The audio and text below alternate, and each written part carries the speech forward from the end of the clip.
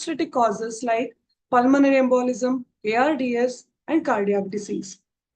So, what are the objectives of safe motherhood? We have to plan to reduce maternal mortality and morbidity, improve access to quality healthcare services, promote the well being of mothers and newborns. So, for this, there are something called as 6 pillars of safe motherhood planned by the government under the National Child Care Mission. So, the 6 pillars are family planning methods, antenatal care, obstetric care, postnatal care, post abortion care, STD and HIV control. So, all these needs a communication for behavior change, which will be delivered by the primary health care and finally resulting in equity and education for women. So let us take this topic one by one and just briefly know what it is. So the key components of safe motherhood are antenatal care, skilled care at birth, emergency obstetric care, postnatal care, and family planning services. As you all know, antenatal care is a very important aspect where just before childbirth, throughout the 9 months, the pregnant woman is advised for early and regular checkups. It will be monthly till 28 weeks, after that fortnightly till 36 weeks, and weekly for the last month. This will help in screening for high risk conditions in pregnancies, which may be high BP, gestational diabetes, multiple pregnancies, preterm labor risks, urinary tract infection, etc., and which may help in managing a successful outcome in that particular pregnancy. This opportunity is also taken for nutritional counseling and supplementation. As you all know, iron, calcium, and protein supplementation is highly recommended irrespective of their hemoglobin or other blood status. So this has to be emphasized. And as I said earlier, most of our Indian women are anemic, and this is the right opportunity for them, for us to educate them regarding the correct nutrition and importance of supplementation. Also, immunizations during pregnancy, like the regular TD vac, influenza vaccine, and any other emergency vaccines needed, can also be taken up during this antenatal care. Next is the importance of skilled care attendant at birth. Fortunately, the government and the policymakers have been stressing on institutional delivery, which is very fastly picking up in most of the states in India. This means that the delivery has to be assisted by a trained health professionals. It can be a midwife, it can be a professional doctor, it can be a trained staff nurse. This will make sure that there is access to clean and safe delivery practices, which will in turn bring down infection, which also plays a very significant part in maternal mortality rate. Also, this opportunity helps in immediate newborn care, where the newborn is resuscitated, provided warmth, and emphasized on breastfeeding support as well. Then there are obstetric nightmares which need emergency obstetric care. So timely and efficient management of complications, especially postpartum hemorrhage, antepartum hemorrhage, eclampsia, obstructed labor, sepsis, etc. So as I said earlier, 9 months may be a vast time to see that everything is fine in pregnancy, but obstetric complications can arise just at the fraction of a second and take even us, healthcare professionals also by surprise. So it is very important to stay very actively managing all these complications. And that's why we need to be trained in emergency obstetric care, not only the doctors, the supporting staff as well. And the right time to refer to higher level care facilities, the right decision also will help in saving lives. Then post-delivery, any postnatal care is significantly important, because postnatal period is a very highly sensitive period where there may be complications. So patients need to be educated, and also the caretakers need to be educated as to the danger symptoms which may arise during then, like foul smelling bloody discharge, fever, abdominal pain, urinary tract infection. So any symptoms of all these and breast related complications like breast abscess, etc., has to be found out, and immediate health care has to be given. Then pregnancy is quite challenging. Similarly, even post-delivery, many women, especially first-time mothers, they have tough time regarding breastfeeding, and the family support is very much needed during this critical time.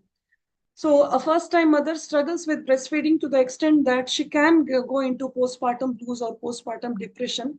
So she feels inadequate when there is not enough breast supply or the baby is not latching well. So education plays a very important role in uplifting her confidence and easing her through this phase. Then counseling on family planning. As you all know, family planning is a very important aspect, not just in control of population, but also in the future women health as also. So it is very important that the woman and the partner is aware of how to bring about gap between pregnancies or the precautions to be taken to avoid any future pregnancies. In case they are not aware of this, it will result in accidental pregnancy and absence of seeking abortion care. The right abortion care may lead to sepsis as well. Then this is also the right time to emphasize on exact time for the vaccination of the baby according to the government schedule. So this opportunity is taken to address on that. Then what are the challenges, that is the barriers to safe motherhood care? One is lack of access to healthcare facilities. This in our country, as we all know, there may be significant socio-economic factors, financial factors, poverty and low education levels, some cultural beliefs and practices which may hinder the right delivery of safe motherhood. So coming to socio-economic factors, there may be poverty, low education, and lack of awareness about health facilities and the schemes which are available, especially in the rural areas. Then also there is geographical limitations in certain places, which wherein the distance to the healthcare facilities or lack of transportation and inadequate access to infrastructure in rural areas may hinder healthcare. Then there might be financial constraints, like most of the people in our country are not aware of good insurance schemes or what the government provides as healthcare under it. So most of the times they are forced to pay out of pockets expenses. They are forced to bear these expenses. There may be limited health insurance coverage, and inability to afford the treatment may be major obstacles to safe motherhood. Then there may be cultural and social barriers, which is very significant. There are gender norms, there is social stigma and cultural beliefs, which mainly for women, the health-seeking behavior. They'll put their problems or their demands in the end of the family. Though they are the pillar of support to the family, they'll neglect their health, and which may influence in a very bad outcome in their pregnancy or childbirth. So Huh, overall, any inadequate health system huh, infrastructure huh. may sound as a barrier to safe motherhood. So, what are the strategies and how can we improve safe motherhood? Basically, this needs strengthening healthcare systems and training more skilled birth attendants, community education and mobilization, policy and advocacy for maternal rights. So, what I mean to tell is it is not a single hand effort. It needs the effort of the pregnant woman herself in being educated, a support of the family, support of the healthcare professional of the hospital where she is registered to, and also the overall society to see that there is a very successful outcome. A very significant difference in decreasing the maternal mortality in our country. We have to give a big round of clap for the frontline workers of India's public system, the ASHA workers. They are the accredited social health activist workers who have brought laurels to the nation by playing a crucial role in strengthening primary health care at the community level and reducing health disparities. Though they take care of the health disparities in the entire society, especially when it comes to pregnancy and childbirth, they do put a lot of effort. So the role of ASHAs in health education and promotion is to motivate individuals to seek necessary health cares. They see that the pregnant women are registered in either a private or a government setup. They're taking their immunizations on time. They're taking their supplements on time. They do advise on antenatal care and promote institutional deliveries. Post delivery also, they educate the women on the need for family planning methods, postnatal care, the right nutrition, and the child immunization. So the service delivery by ASHAs provides support during antenatal, postnatal periods, and they counsel on breastfeeding and complementary feeding. In essence, ASHA workers are the frontline workers of India's public health system, playing a crucial role in strengthening primary healthcare at the community level and reducing health disparities. Then, what are we doing at national and international level? Globally, there is the WHO Safe Motherhood Initiative. This was a global campaign which was launched in 1987 in the United Nations Population Fund, and the goal is mainly to reduce the maternal mortality in developing countries. So the Safe Motherhood Initiative was first initiated at the International Safe Motherhood Conference at Nairobi, Kenya. Kenya, Nigeria are the countries which have a very bad maternal mortality rate. And this initiative aimed at raising the awareness about maternal mortality and morbidity and encourage the action to reduce it. So the main goal here is to reduce the MMR in developing countries by at least 50% by the year 2030. Then there is something called as Sustainable Developmental Goal 3, which again, the goal here is to reduce the maternal mortality, but here it ensures healthy lives and promotes well-being for all the ages. And it is one of the 17 Sustainable Developmental Goals established by the United Nations in 2015. Apart from reducing maternal mortality, it also aims at ending preventable deaths, basically targeting to end preventable deaths of newborns and children under the age of 5 by the year 2030. Then we do have local programs in our country. These are basically Janani Suraksha Yojana, Safe Motherhood Initiative, and Prime Minister and Chief Minister's Safe Motherhood Scheme, where not only financial incentives are given either to the pregnant woman and the postnatal woman, the birth of a girl child is encouraged as well. And people are motivated to, as a family, to take their pregnant women in the family for regular childbirth by giving them some incentives. So overall, everyone is joining hands to see that no woman dies during childbirth. So safe motherhood is vital for healthy families and communities. Everyone has a role, the government, healthcare providers, communities, and individuals. And investment in maternal wealth will not go waste and helps in saving life. So in the end, I want to give this take-home messages to the youngsters here. Safe motherhood is a right and not a privilege. It is our shared responsibility to ensure that every woman everywhere can experience the joy of motherhood safely and with dignity. And when we protect mothers, we protect our future. Let's work together to make safe motherhood not just a goal, but a guaranteed reality for all. Every mother deserves a safe journey throughout pregnancy and childbirth. And let us pledge to make safe motherhood a reality, because healthy mothers mean healthy families, communities, and nations. Together, we can build a future where no woman risks her life to give birth to a life. So these are my references. And I thank one and all for a very patient hearing. As an obstetrician, practicing obstetrician, I want to tell that though things seem easy and though things seem very channelized by the policymakers, everything, we do have challenges both in patients coming from rural areas and urban areas when it comes to awareness. There is lack of awareness, though we have knowledge today at the tip of our fingers, but people, when it comes to health, or any aspect of health, they are very much ignorant. And it is the duty of us doctors, healthcare professionals. It is not just writing prescriptions, it is to educate them and help them sustain better and have a good health and life. So thank you, one and all.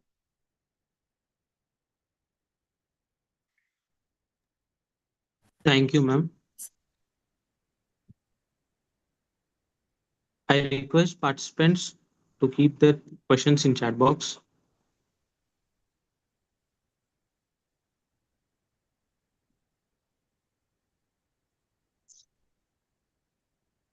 Any chat box messages, please go read, Prasanna.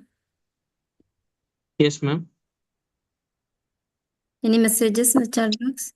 As of now, no questions, ma'am. Any appreciations? Yes, ma'am. Please.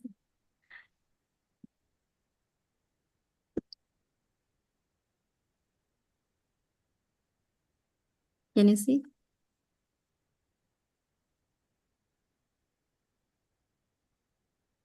Any questions from the audience? Chat box, can you read? Yeah, I see a question here. I'll be taking it up. Yeah, please. Ms. Thanushri Kailash Nair has asked, ma'am, are there any vaccines that cannot be administered during pregnancy? See, overall, what you need to remember is any live vaccine can't be administered in pregnancy. So these are all mumps, rubella, measles, and all such vaccines. So commonly, patients come to us with a dog bite and ask if rabies vaccine can be taken. Yes, it can be taken. Otherwise, as I said in my presentation, the routine immunization that we offer during pregnancy is a TD vac and influenza vaccine for affordable people. So these are the routine vaccines. Apart from that, optional vaccines or emergency situations, a rabies vaccine is the common one which is administered, but no other live vaccines are recommended. Dr. Sridhara says superb talk and very well spoken, nice presentation. Thank you. Thanks a lot, everyone. Prasanna, Yes, ma'am. are you around? Please read whatever is there in the chat box. No other questions other than Tanushree, ma'am. All appreciations. Super talk by Dr. Sridhar sir, Vinaya Srinivasan ma'am, Raksha Rao ma'am. Thanks a lot from everyone. Shanta Sekhar ma'am. Only thing we missed Dr. Chinivala sir and Dr. Sauri Raju. Both of them, they've got other schedules. So they could not attend the program. Dr. Vinaya Srinivas ma'am, anything from your side? It was a very beautiful presentation. In a very nice, compact way, she covered each and every aspect. That was very nice. Thank you, ma'am. Thank you. Because I didn't want to go elaborate on the definitions of each and every thing in that. So I think I finished early. I hope it was just adequate. Yeah. Only you focused on only the practical aspect. That was what everyone requires, I think, nowadays. Thank you. I just wanted to, I just wanted you to tell brief about the breast care during pregnancy. Hope you all will be advising. So that also is a part of antenatal care. One has to. Ma'am. And it has to be addressed, as you rightly said, in the antenatal period, because most women are not aware. There is something called as the care of the nipples, which has to start from the pregnancy itself. Most of the times post-delivery, the challenge in breastfeeding is flat nipple or inverted nipple, because of which there will be inadequate breastfeeding. And first-time mothers struggle a lot. So what we call as a nipple massage has to be initiated post 36 weeks, because nipple stimulation, as you all know, will induce a secretion of oxytocin, which may start labor pains. So we don't recommend it before 8.5 months. So post 36 weeks, all pregnant women are advised to inspect their breasts, see if the nipple is flat or inverted. In case it is so, at least during bath time, 10 minutes before that, they can apply any lubricating oil, coconut oil, which is found plenty in all the households. They can use it to massage the breast and the nipples for around 10 minutes and try to pull the nipple outwards. So doing this daily will at least bring the nipple tip outward and help the baby latch on easily. Otherwise, if they start doing it post-delivery, it may take some time, which may dishearten the mother, which may decrease the breast supply, and create some panic in the family as well. So it is a very important aspect which has to be initiated for in the pregnancy itself. Thank you, Raksha. Yeah, welcome. Any other question? Prasanna Kumar? Yes, ma'am. No Being a other questions, ma'am. pediatrician, Ask anything, Aditi? Dr. Vinaya, being a Ah. pediatrician, so Ah. usually suggest mother has to feed the baby within 30 minutes after delivery because of colostrum 1. And of course, no bottle feeds, because in corporate sector and 3-tier cities, most of the mothers know they opt for lactogens and top feeds, and bottle feed should be most of the obstetrician. Pediatricians also play a major role to suggest the mother to feed the baby and to continue it for 6 months. Of course, after 6 months, it's a weaning time. By 1 year, baby should be ready to have like milk, cow's milk, or non-vegetarian, egg, whatever. And fruits and all, porridge, fruits, we start by 9 to 10 months. So I think even we have to motivate mothers, and even I think contraception, Dr. Akshara covered regarding contraception, no? We covered. Yes, Covered ma'am. also. Yeah. Because mainly- thank you, Dr. Raksha, very nice talk. Because after latest this month, I had 4 to 5 talks regarding the safe motherhood. I think yours was the best I felt because you, it ma'am. covered each and every topic, and very quite interesting, and it was quite practical, like Thank you. what we practice clinically. That's Yes, what I ma'am. felt. And I'm Otherwise, sure it's many theory of the kind, but you have covered very simple that's why I words. didn't want to stick on to the definitions. I wanted to make it as practical as possible. And with many senior doctors here, I don't know whether they are seeing the difference. As I said earlier, policymakers are doing their part. We doctors are trying to educate them. But what I see lacking is the elder woman in the family assuring the pregnant woman that what sort of care has to be taken in pregnancy or post delivery, the actual support which has to be needed in terms of guiding on the right nutrition or supporting during breastfeeding. They are just adding to the panic, telling you ask the doctor for each and everything. Like, it starts right in pregnancy when they ask, can we climb the stairs, can we sit on the ground and all that, and then finally they want a normal delivery. So already, the major challenge of today's lifestyle is lack of physical activity. And if women don't climb stairs, don't move about, don't sit on the ground, how will there be any, good pelvic floor to aid normal delivery?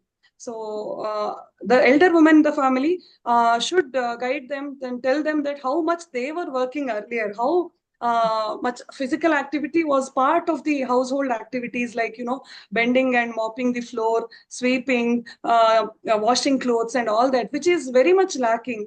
Today, the maximum exercise any woman working in the house gets is for her 2 fingers to on and off any button of any appliances.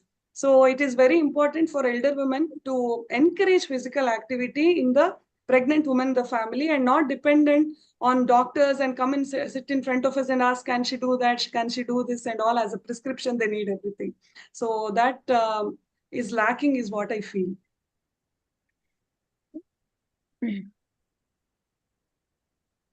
That's it. Shall we conclude then? Ma'am, Any other question? no questions, ma'am. Okay. No questions. Okay. I think we'll request Padma Prakash ma'am to give vote of thanks. Thank you. Hi, good evening, everyone. It's my pleasure to be here just to give vote of thanks. I sincerely acknowledge and appreciate Dr. Akshara's presentation. Thank you so much for your presentation, Dr. Akshara. And it was really truly inspiring, and it was really insightful, your presentation was. Thank you. And again, a great honor to have you here. And my sincere thanks on behalf of MSN, Ima Msn KSB, to Dr. Chinivala sir, President IMA KSB, Dr. Suri Raju, is the Secretary of IMA KSB, and to all the MSN students, especially my sincere thanks to Dr. Vinaya Srinivas for your presence, and sincere thanks to all the students. Dr. Prasanna going to be doctor, right? Prasanna, have taken your exams. Yes, ma'am. Anyhow, we wish you good luck, Prasanna. Thank you. Aditi, Tanushri. What about Gaurav? Gaurav, he have practical exams, ma'am, today. He's busy. Okay. Thanks to all the other students and all the senior doctors who are present here, and all the medical students who are present in the seminar. Once again, thank you very much. And I think next month, second Tuesday, we'll meet once again in the MSN with a very interesting topic. Thank you once again. Good night. Thank you. Thank you, ma'am. Thank you. Good night, Thank you, everyone. Raksha. Thank you. Good night, everyone.